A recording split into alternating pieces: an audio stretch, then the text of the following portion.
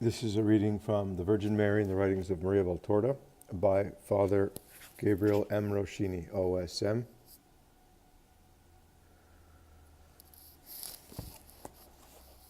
Continuing from the immunity to the impulse of concupiscence. The very fact that Mary was preserved from original sin immunized her from the impulse of a concupiscence, which is a consequence and mark of original sin. Original sin robbed us both the supernatural gift of grace and the preternatural gifts, especially the gift of integrity. Integrity means that our capacity to be aroused by what we perceive through the senses would be totally under the control of reason. Since this is not the case for us, as a result of original sin, the Christian life is a ceaseless battle between the flesh and the spirit. Galatians chapter 5, verses 16 to 25, etc. The flesh and the spirit are like the two sides of a scale. When one goes up, the other comes down. The Holy Spirit is speaking to the seeker. Today's mankind is not the result of an evolution for the better, but the sorry result of an evolution for the worse. This is because Adam's fault has injured forever the physical, moral, and spiritual perfection of the first man. This perfection has been injured to such an extent that even Jesus Christ's passion cannot cancel all the results of original sin. Although it does restore the life of grace to all the baptized, it does not take away all the scars of the great wound of original sin. In other words, bad instincts remain. These cause the ruin of those who do not love God or love Him too little. They also cause torments for the just who wish that they did not have the least thought induced by the voices of the passions and who struggle all their lives in a heroic battle to remain faithful to the Lord. Lezioni sull'Epistola di Paolo ai Romani. A commentary on Paul's epistle to the Romans, page 128. During her whole life, the Blessed Virgin, as opposed to Adam's other descendants, was never in the least tormented by carnal instincts, the impulse of concupiscence, which tortured Paul the Apostle so much. See 2 Corinthians chapter 12, verses 7 through 9. Jesus speaking. In the Virgin, there is no sign of this dissolved association with the fault. Her soul appears beautiful and intact, as when the Father conceived her, gathering all graces in her. She is the Virgin. She is the only one. She is the perfect one, the complete one, conceived as such, generated as such, remained such, crowned such, eternally such. That is the revenge of the God, trine and one, against creatures desecrated. He raises this star to perfection. In her there is the absence of bad instincts, the inheritance of sin. Poema 1, page 37. Elsewhere we can read, I had consecrated myself to God since my childhood, because the light of the Most High had shown me the cause of evil in the world. Poema 1, page 111, footnote 150. Also because her ego, free of the goad of concupiscence, was not attracted to carnal pleasures. It was attracted only to heavenly affections. Valtorta added this comment in D2. What was the flesh for Mary? What was it for Jesus? Jesus said that it was a veil of water over the triumphant spirit, a light breeze caressing the royal spirit, crystal that isolates the sovereign spirit and does not corrupt it, a thrust that lifts up and not a burden that weighs down. Such was the flesh for us. It was lighter and less tangible than a linen tunic. It was a light substance placed between the world and the superhumanized splendor of our inner selves. It was a means for us to perform God's will. It was nothing else. Poema 9, page 305 to 306. In a graceful way, the Blessed Virgin revealed her privilege to a repentant libertine, Aglaid, a pagan. Mary was encouraging the young woman to persevere in her repentance. Do you think that only he is pure who has never known sensuality? Do you think that a soul can never again become virgin and beautiful? Oh, my daughter, between the purity which is entirely a grace of the Lord and your heroic ascent to climb back to the summit of your lost purity, you must believe that yours is the greater. You are building it against sensuality, against need and habit. For me, it is a natural endowment, like breathing. You have to break off your thoughts, your feelings, your flesh, in order not to remember, not to desire, not to yield. Oh, Can a little child, a few hours old, have carnal desires? And does he have any merit thereby? The same applies to me. I do not know what that tragic hunger is that makes mankind a victim. I know but the most holy hunger for God. But you did not know it, and you learned it by yourself. Poema 3, page 158. 3. Immunity to the shadow of actual sin. Excessive inclinations and semi-deliberate venial sins, moral imperfections, are intimately linked to the impulse of concupiscence. Because of the corruption of concupiscence, while we can avoid any single excessive inclination, we cannot avoid them all at once. See Summa Theologica 1-2, question 74, article 3. Add 2. The Blessed Virgin, however, was immune to the impulse of concupiscence, always full of grace. Footnote 151. Quaderni 45-50, page 572. This passage was written sometime between September and November of 1950. She was able to avoid moral imperfections all at once, not only each one in particular. Before she was born, her father prophesied, she will never sin against the Lord, and to him only she will give her songs. Poema 1, page 18. Different from all others, she spent her life on earth with her soul always hovering in heaven. Diary, November 6, 1944. She was the only child of mankind that always remained perfect. Quaderni 43, page 305, September the 5th. She remained united to God, and God to her, in an embrace of love which was crowned in heaven. Quaderni 43, page 306, September the 5th. On account of this, she was the holiest of all the creatures ever to live on earth. Quaderni 43, page 591, November the 2nd. She was the saint of saints. Quaderni 43, page 184, June 19th. God, to reveal himself to men in the new and complete form which starts the redemption era, did not select for his throne a star in the sky, nor the palace of a powerful man. He did not want the wings of an angel as the base of his feet. Rather, he wanted a spotless womb. Also Eve had been created spotless, but she wanted to become corrupt of her own free will. Mary, who lived in a corrupt world, Eve was in a pure world, did not wish to violate her purity, not even with one thought remotely connected with sin. She knew that sin exists. She saw its various and horrible forms and implications. She saw them all, including the most hideous one, deicide. But she knew them solely to expiate them, and to be, forever, the woman who has mercy on sinners and prays for their redemption. Poema 1, page 4. Jesus speaking. Mary is the perfect maiden with the pure and simple heart of a dove. She is the one whom years and worldly contact do not make defiant in the cruelty of a corrupted, twisted, false spirit, because she does not want it.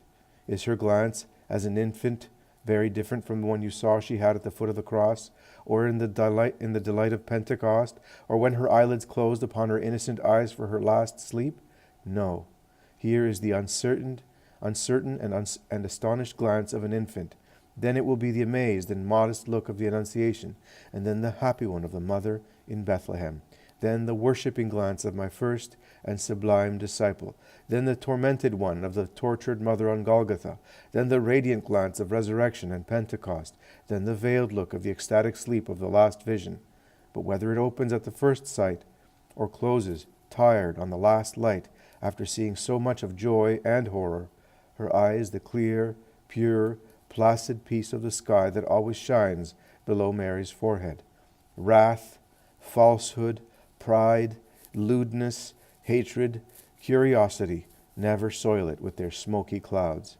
It is the eye that looks at God lovingly, whether it cries or laughs, and that, for God's sake, fondles and forgives and bears everything, and by the love of God is rendered unassailable to the assaults of evil that so often make use of the eye to penetrate the heart. Poema 1, page 42-43. The list of the consequences of Mary's immaculate conception usually ends here. In Maria Valtorta's work, however, we can find a few other consequences which affected even Mary's mother, Saint Anne. Jesus speaking to the seer. In the meantime, consider how to bear a creature free from the stain that deprives one of God, gives the mother a superior intelligence, and makes a prophetess of her, although she is conceived in a natural and human way. The prophetess of her daughter, whom she calls Daughter of God, Poema 1, page 21. Another consequence for Anne was that she did not feel the burden of her pregnancy. Speaking to Joachim, she happily exclaimed, "I do not bear her. I have no pain. It is she who takes me on a blue, flowery path, as if I were supported by holy angels, and the earth was already far away. I have always heard women say that it is painful to conceive and to bear, but I have no pain. I feel strong, young, fresher than when I presented you with my virginity in my faraway youth. Daughter of God, because this creature born of a barren stump is more of God than ours. She gives no pain to her mother. She only brings her peace and blessings, the fruits of God, her true Father. Mary, then, we shall call her," Joachim exclaims, "star of the sea, pearl, happiness, the name of the first great woman in Israel." Miriam, see Exodus chapter 15, verses 20 to 21, Numbers chapter 12, 1 through 15. Poema 1, page 18. Another time, Joachim asked Anne if she was in pain. She answered, "No, but I can feel the great peace that I experienced in the temple when I was granted the grace, the promise I would have a child, and which I felt once again when I knew I was a mother. It is like an ecstasy, a sweet sleep of the body, while the soul rejoices and calms itself in a peace that has no bodily parallel. If I absorb myself in this feeling, it grows more and more in strength, while I enjoy it. It is as if I were ascending into the blue spaces of the sky. And furthermore, I don't know the reason for it, but since I've had this peaceful joy in me, I have a song in my heart, old Tobiah's song, Tobit chapter 13, verses 1 through 23. I think it was written for this hour, for this joy, for the land of Israel that receives it, for Jerusalem, sinner, and now forgiven. But do not laugh at the frenzy of a mother. But when I say, thank the Lord for your wealth, and bless the God of centuries, that he may build his tabernacle in you, I think that he who will rebuild the tabernacle of the true God in Jerusalem will be this one who is about to be born. And I also think that the destiny of my creature was prophesied, and not the fate of the holy city, when the song says, you shall shine with a bright light. All the peoples of the world will prostrate themselves before you. The nations will come to you, bringing gifts. They will worship the Lord in you, and will hold your land as sacred, because within you they will invoke the great name. You will be happy on account of your children, because they will all be blessed, and they will gather nearer the Lord. Blessed are those who love you, and rejoice in your peace. And I am the first to rejoice, her happy mother. Anne changes color when saying these words, and she lights up like something brought from the paleness of moonlight to the brightness of a great fire, and vice versa. Sweet tears of which she is unaware run down her cheeks, and she smiles in her joy. Poema 1, pages 23 to 24. Footnote 152. His Eminence, Alexis Cardinal L'Épicier, maintained that Saint Anne conceived Mary without concupiscence, and furthermore gave birth to her without pain. Tractatus de Beatissime Virgine Maria Mater Dei. Treatise on the Blessed Virgin Mary, Mother of God. 4th edition, Paris, 1912, page 353. Jesus explains, Anne suffered no pain in giving birth to her child. It was the ecstasy of the bearer of the faultless one. Poema 1, page 61. We might wonder why St. Anne did not have to suffer when she gave birth, since she too was a daughter of Adam. Jesus himself answers in a dictation about Joachim's and Anne's death. Someone may ask, why did they not have to suffer when generating and dying, since they were children of Adam? My answer is, if the Baptist, who was a son of Adam, and had been conceived with the original sin, was pre-sanctified by me in his mother's womb, simply because I approached her, was no grace to be granted to the mother of the holy and faultless one? Footnote 153. D2 has this note. The ecstatic joy of giving birth to Mary overcame the natural sufferings of a woman giving birth. Anne gave birth without the anguish and ordinary harsh realities. I approached her Was no grace to be granted to the mother of the Holy and Faultless One, who had been preserved by God and bore God in her almost divine spirit, in her most pure heart, and was never separated from him? Since she was created by the Father, and was conceived in a womb, and then received into heaven. Footnote 154. D2 replaces then received into heaven by at last assumed into heaven, body and soul. To possess God in glory forever and ever. Poema 1, pages 61 to 62. Mary's perpetual virginity.